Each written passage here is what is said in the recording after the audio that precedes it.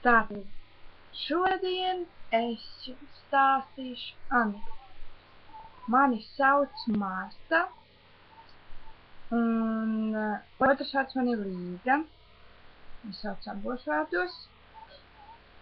Un jā, es jums šodien stāstīšu anekdotes. Un jā, pastīšu. Tātad. Ko darīt, ja tev pakaļ dzenas žirafa, lauva, zebra un tīģeris? Lec nos no karusēļa. Ezīts iet apkārt mucei un saka, ja šī siena tūlīt nebeigsies, es iešu apakaļ. Prokurors vaicā lieciniekam, vai jūs zināt, kas jums būs par nepatiesu liecības sniegšanu? It kā jau 10 000 apsolīja. Pusdienojot restorānā.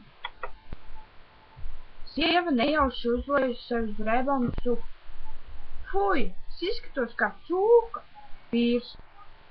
Jā, un vēl ar zupu aplējusies. Kā var noteikt, ka vēlēšanu laiks pienācis? Žurnālists mēģē katrs pats savas cigaretes. Tagad par skolu studentiem. Atnāk studenti pie profesora. Sakiet, profesor, kāpēc sarkano laukumu sauc tieši par sarkano laukumu? Tas ir ļoti garš stāsts. Tālijā 1147. gadā, toreiz vēl nelielās pilsētiņas iedzīvotāji, vai nevarētu nedaudz īsāk, un tāpēc to arī sauc par sarkano laukumu. Vēstures stunda. Jaunais cilvēks, tur pie durvīm. Kad dzimis Gēte?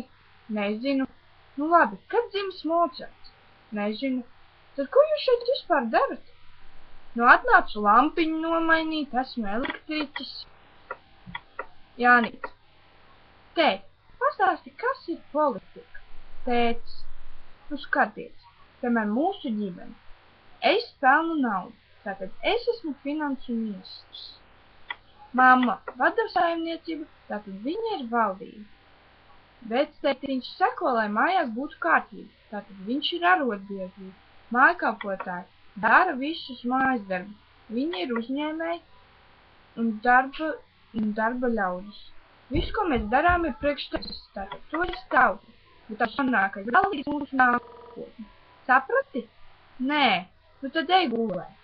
Nakts vidū Janīts pamostās no brāļa raudāšanas. Viņš skrien modināt māti, bet māte neceļās.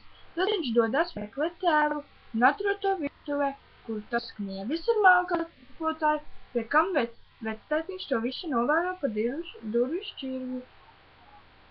Pēc tā visa Janīts atgriež savā guļamistabā. No rīta viņš satiek tēvu un saka, tēt, es sapratu, kas ir politika.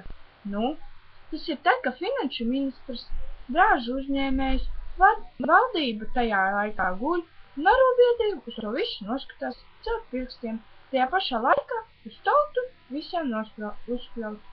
Bet nākotne ir sūdos. Un tas arī viss. Anekdotes es ņēmu no mājaslapām, kā oho.lv, niknais.lv un anekdotes.eu. Ja jums patika šis videoklips, šis anekdotes, spiežiet laikus un rakstiet komentārus. Atā!